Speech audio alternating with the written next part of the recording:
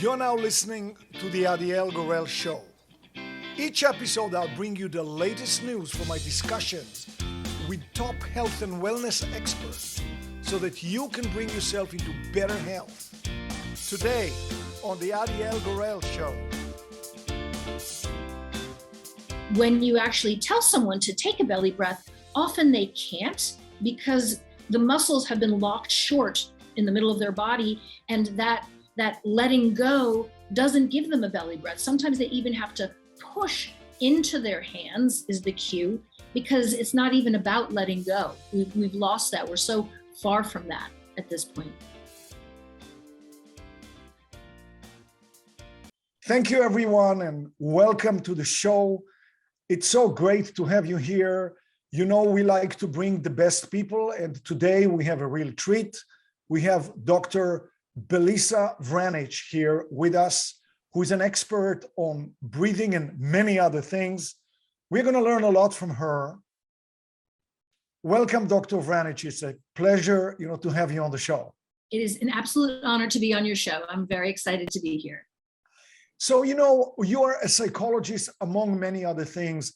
You don't hear about psychologists that talk about breathing in this way. Can you tell us the story of what made you get to this point and how? Sure. Well, I talk about breathing in a very measurable way, breathing as a psychometric. And fact is that my training is in biometrics.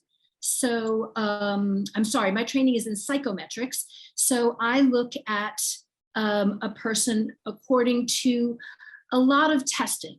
So for instance, that's what my training was looking at IQ scores, personality testing, things that are measurable as far as their psychological selves. And breathing is a biometric. So it's something that we can measure as far as our biology. So the jump from psychometrics to biometrics wasn't actually that big. And the other reason is because breathing covers the conscious and the unconscious. There's definitely a psychological element to breathing that has to be addressed if you're going to teach, which is what I do, and if you're going to change people's breathing for the better. This is really fascinating. In fact, like I said, I'm a big fan. I'll ask you some questions about my own experience, but still, we've seen so many people raving about the kind of impact that you've had on them.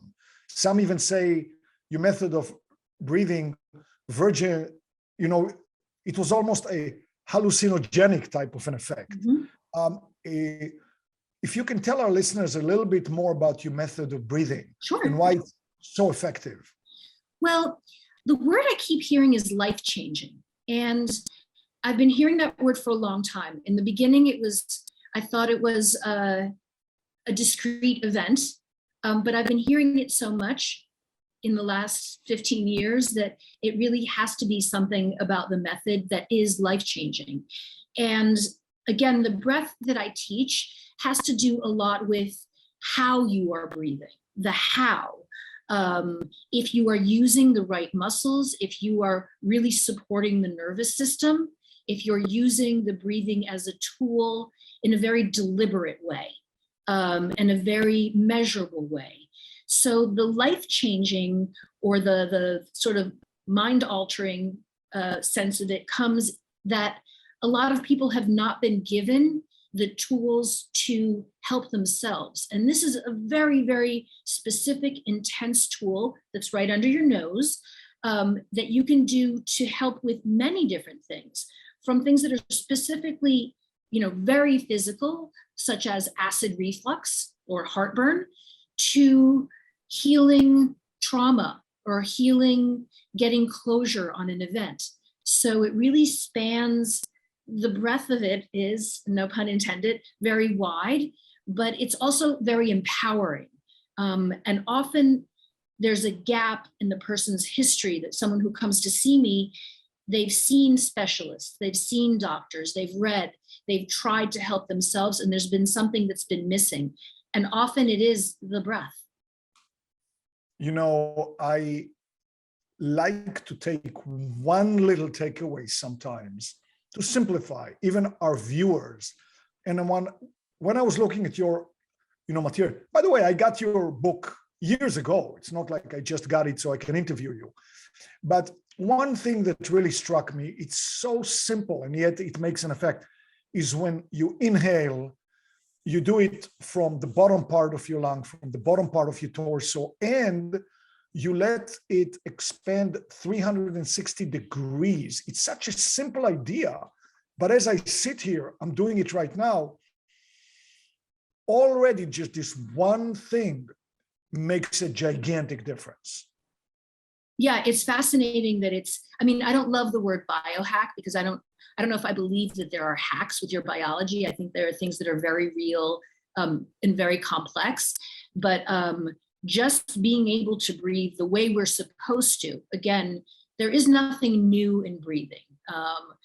We've been doing it a long time. It's the same equipment that we have, but we really have to go back to how are we breathing and how important is it? Because we've really forgotten it. We've really sort of dismissed it for decades. And most animals, all of them really, breathe expanding in the middle. And that's the way we're supposed to be breathing, is that our middle is supposed to expand on the inhale and it's supposed to narrow on the exhale.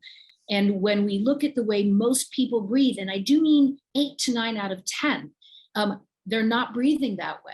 And the fault is, we can point fingers at modern life. Unfortunately, we give modern life a bad rap for having changed us in a lot of ways. But the truth is that modern life has really impacted the way we breathe, and the air that we're breathing right now and will be breathing unless we make some changes is not healthy. So we have to really start looking at pulmonary health with the same seriousness and the same intensity that we did cardiac health, say, 40, 50 years ago.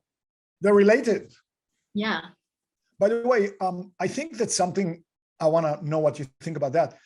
I'm a Feldenkrais practitioner, and I remember I was explaining the Feldenkrais method to a friend decades ago.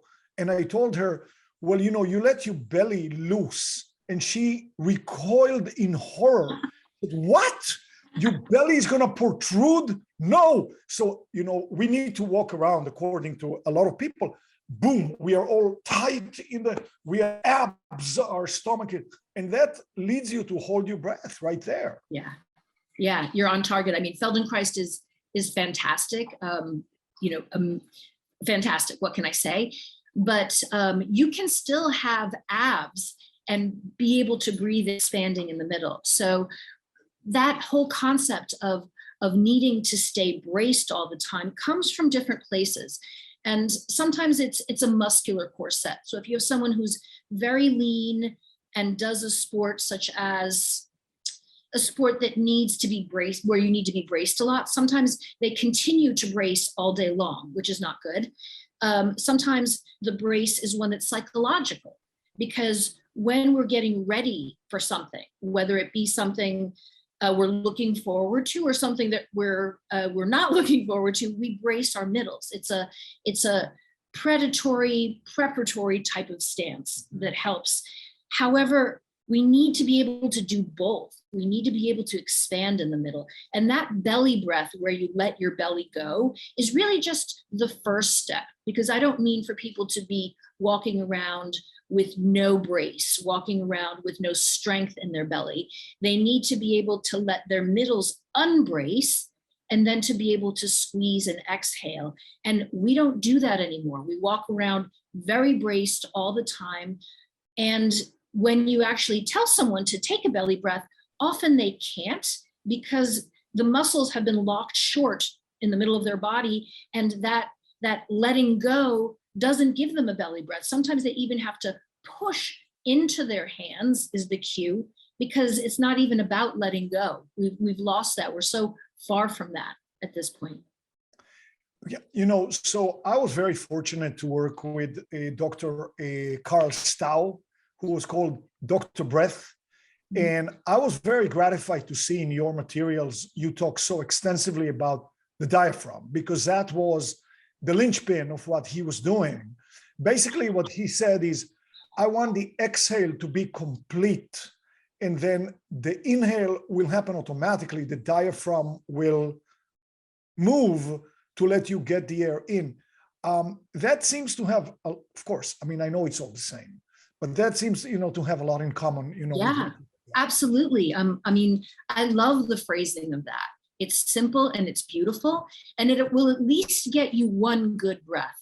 So when I talk to coaches, I always say, don't say breathe, say exhale, because at least when you exhale, you empty out completely, and the next inhale can really be a full deep breath.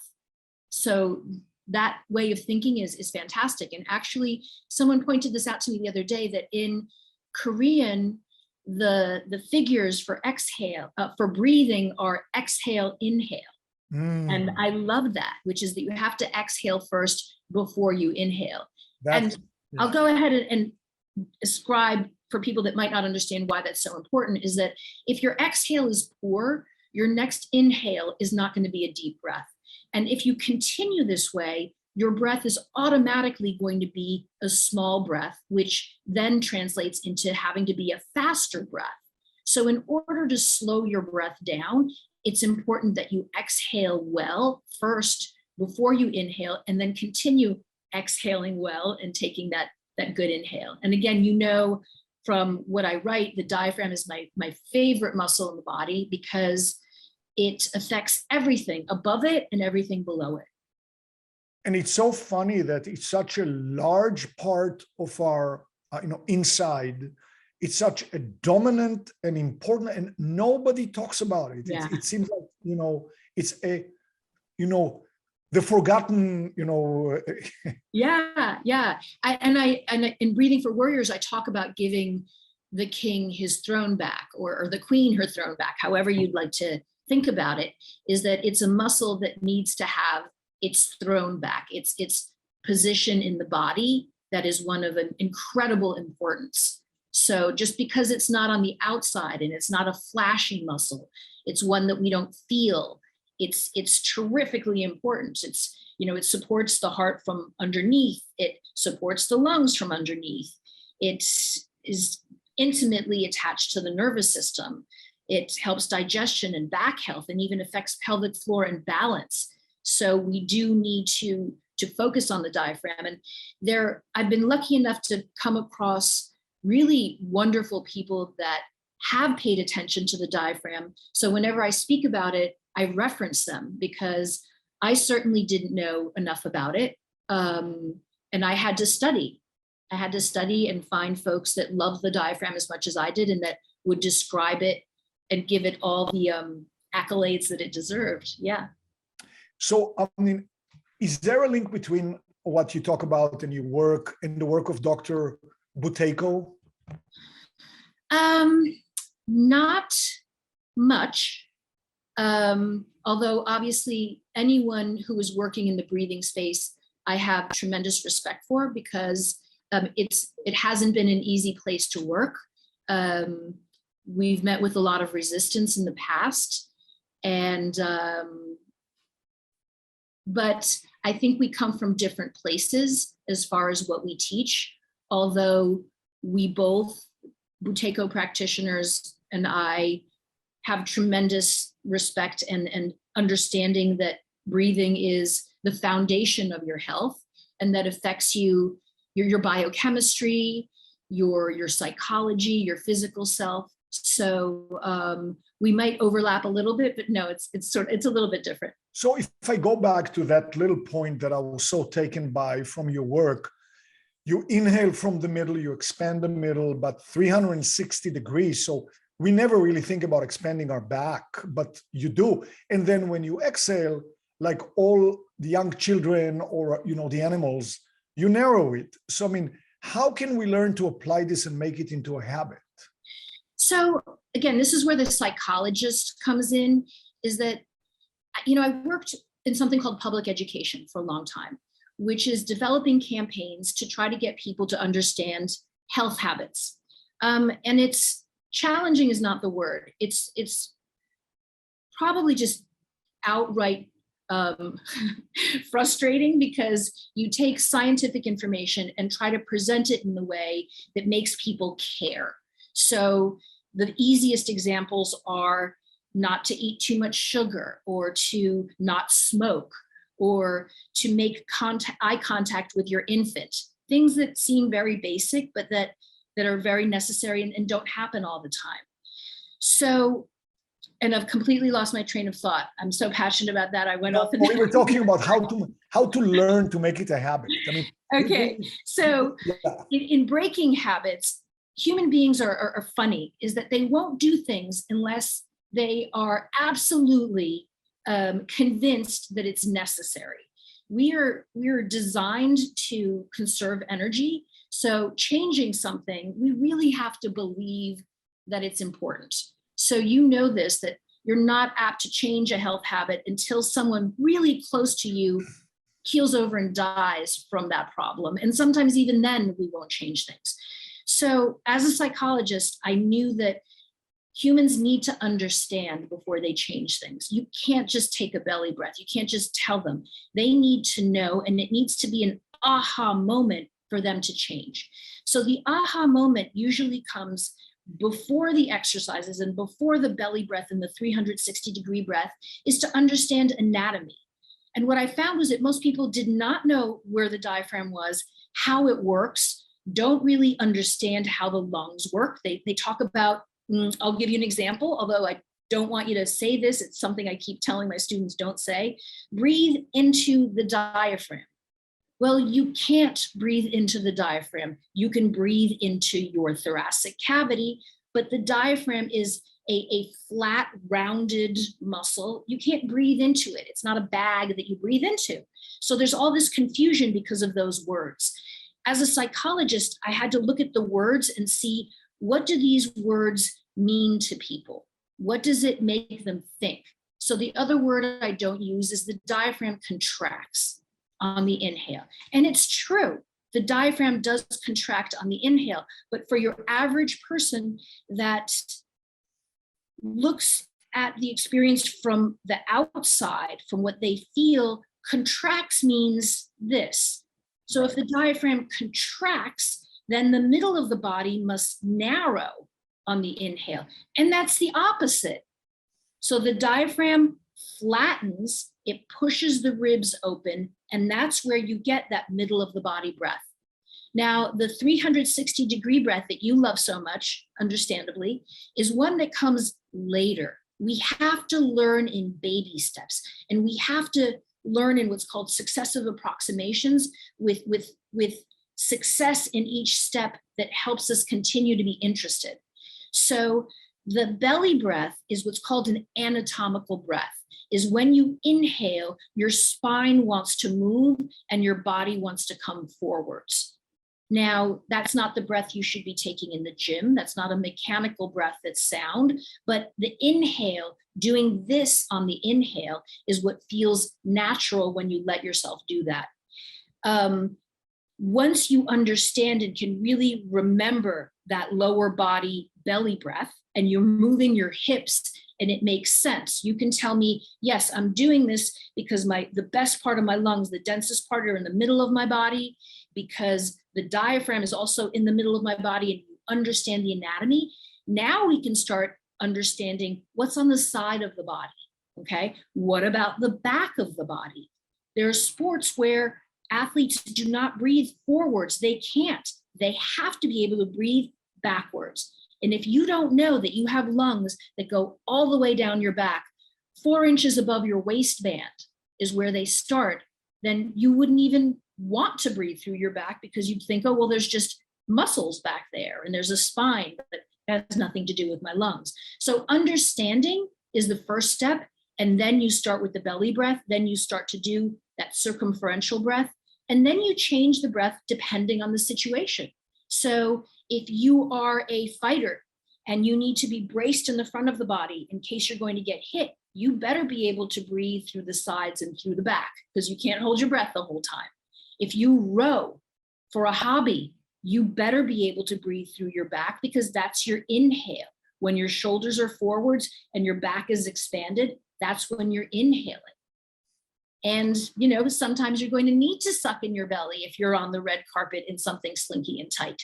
You need to be able to do that too. I think that it's so funny. Many people, many of us would go through to great length to save 64 cents on a sale. But we won't go to any length to do something that will change our health, sexuality, well-being.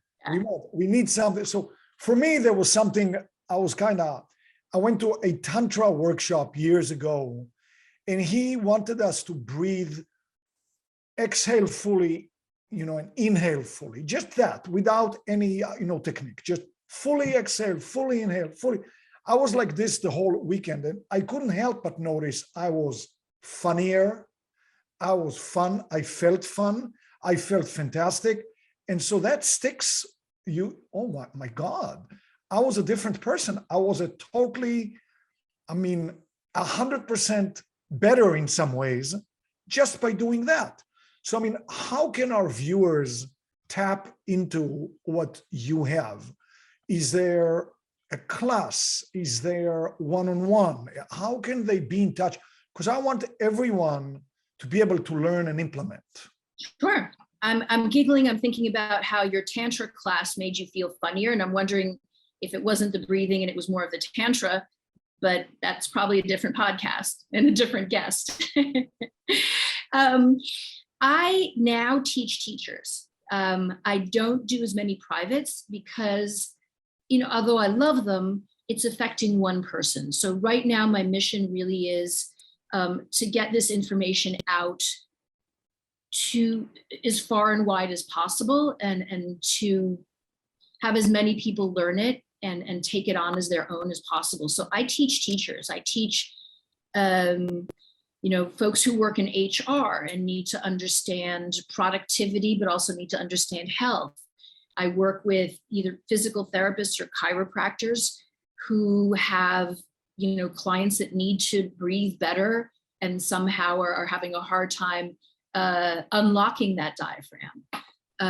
With all kinds of coaches, with life coaches, it's really about me teaching folks who need to take care of others. So whether it's someone who needs their staff to be more productive, less injured, because as you know, back health and productivity is very important, or it's someone who works in health, be that physical health or mental health, and needs to be able to recognize dysfunctional breathing patterns. So there's all kinds of information on my website. There's no secrets in anything that I teach. It's all either in podcasts that I do or in the book that's in the library. My goal is to get this information out and these exercises and this method out to as many people as possible. So that's why they call you the teacher's teacher. But if one of our viewers right now says, okay, I want to go somewhere and learn. So what's the name of your website? So it's thebreathingclass.com. And then you go under certification. And because of COVID, we did end up putting everything online. And now we're half and half, and we'll be having live classes later on this year. But there are group classes that are less expensive. There are one-on-one classes. Some are live, some are videoed. So there's definitely a choice of different ways to learn.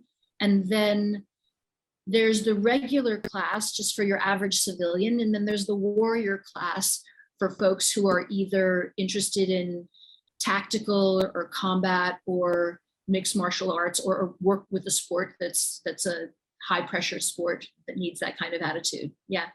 So you say we go to the website, thebreathingclass.com, and we go to certification, but yes, we don't want to be certified. We want to take a class. So there are the breathing class, there are workshops on there, and there's a certification on there. Okay. The certification is for people that want to be able to help others. So it might be, a mom who is looking to help her older adult parents, her children, her spouse. It may be someone who's a coach, but if you're looking to not only help your own breathing, but be able to recognize it in others, the certification is just a way to say that you learn to be able to recognize, correct, and teach what I do. But for the person who just wants to take a workshop, there is a workshop tab. I think there's something on there. Yeah. I don't know what it is right now, but yeah. And then the book, you have a couple of books out. Yeah. Which one would be a good place for our viewers to start with? The first book that's called Breathe that came out, it came out a couple years ago, and it's supposed to be reissued sometimes next year, but it's a good basic book that has a lot of references, a lot of exercises. And most importantly is you get to take your breathing IQ, which is something that makes my method a little bit different, is that you get to have a baseline. So too often we say, take a deep breath. And unfortunately, that breath tends to be a cartoonish version of what we think a deep breath is. So the breathing IQ, which everybody should take to just start out, gives you a sense of, am I breathing diaphragmatically? Is the breath I'm taking truly a diaphragmatic breath? So that's the very first step. And then after that, if someone doesn't want to take a class, what you need to do is very intuitive. And I've set it up that way so that while you take your breathing IQ, you're also learning at the same time. Like, buying the book isn't necessary. Taking a class, again, I know that I shouldn't be saying this, but the truth is that you don't have to. If you are someone who wants to figure it out yourself and you just want to be given the main ideas and the exercises, you can absolutely do it on your own. If you like having someone to do it with and correct you and want more specifics, much like a trainer at the gym, we have that as well. So a person who says, I'm the type of person who likes to have a personal trainer, they can have a personal trainer, maybe not you, but a trainer that you certify. Yeah, I actually have senior instructors that I love very much that have been with me for years and years and years and teach very much like I do. And yes, I understand it, especially when it's a movement that you haven't done and a concept that seems very foreign, because you wouldn't believe it's breathing. How many times, and I'm just thinking of someone I do a lot of pro bono work with homecoming veterans. And I had a vet with me, and I was he was what's called a paradoxical breather. And I was getting him to understand that he actually had to breathe the opposite of the way he was breathing. And he just looked at me, and this was an extremely high functioning individual who flies helicopters and is in charge of people. And he said, this is so hard. This is so different than what I'm used to. Now, that being said, by the end of the class, he had it completely because he's that type of person.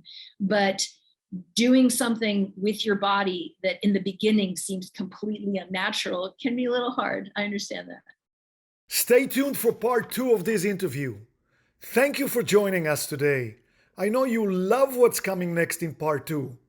Be sure to click the subscribe button for more videos.